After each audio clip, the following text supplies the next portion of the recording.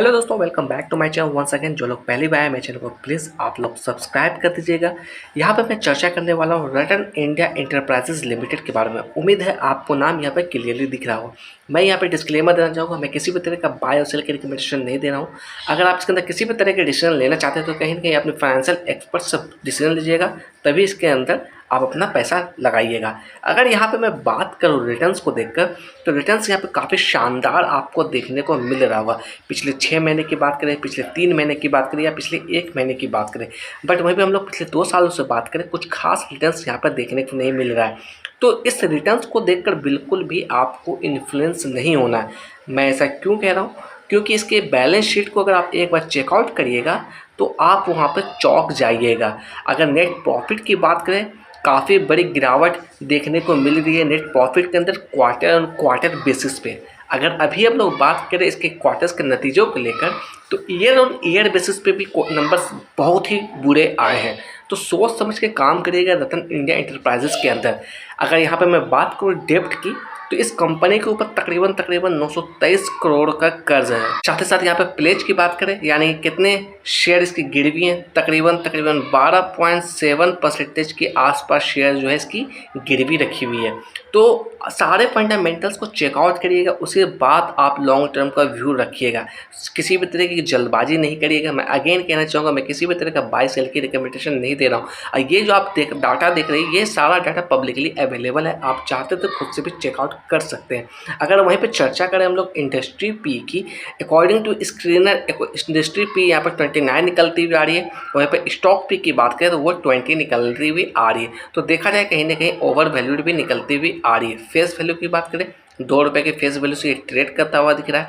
अगर इसके अंदर हम लोग बात करें किसी भी तरीके के बोनस या डिविडेंड को, तो देखिएगा किसी भी तरीके के बोनस और डिविडेंड इसने अभी तक नहीं दी है। अकॉर्डिंग टू टिकट या परफॉर्मेंस की चर्चा कर ले, परफॉर्मेंस यहाँ पे एवरेज नजर आता हुआ दिख रहा है। वैल्यूएशन की बात कर ले, वैल्यूएशन यहाँ पे हाई नजर आता हुआ दिख रहा है। ग्रोथ की बात करें, ग्रोथ भी यहाँ पे एवरेज नजर आती हुई दिख रही है। वहीं पे मैं चर्चा करूँ फोरकास्ट एंड रेटिंग्स की, तो यहाँ पे थोड़ा जूम इन करके दिखाने की कोशिश करूँगा। देखिएगा एक भी एनालिस्ट ने, एक भी एक्सपर्ट्स ने इसे अभी तक कवर नहीं किया, यानी कि किसी भी तरह की बाइंग की यहाँ पर रिकमेंडेशन आती हुई नहीं दिख रही। अगर बड़े प्लेयर्स की होल्डिंग की बात करें तो देखिएगा प्रमोटर्स के पास 74.86% निकलती हुई आ रही है। ये जो होल्डिंग है ये काफ़ी शानदार होल्डिंग है। और साथ ही साथ यहाँ पर ऐड ऑन करना चाहूँगा, चाहे मैं बात करूँ साल 2023 से क्वार्टर ऑन क्वार्टर बेसिस पे या फिर ईयर ऑन ईयर बेसिस पे, लगातार प्रमोटर की होल्डिंग सेम ही रही है। यानी कि इसके अंदर एक भी शेयर यहाँ पर प्रमोटर्स ने अभी तक नहीं बेचा है साल 2023 से। ये पॉजिटिव बात कहीं ना कहीं निकलती हुई आ रही है इस कंपनी के लिए। वहीं पर म्यूचुअल फंड की होल्डिंग की बात करें, 0.12% की होल्डिंग निकलती हुई आ रही है।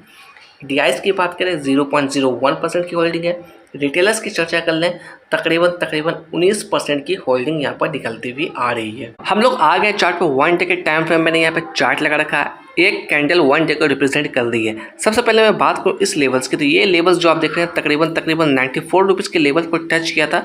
मैं बात कर रहा हूँ फरवरी 2024 की, ठीक आज से 1 साल पहले की मैं बात कर रहा हूँ।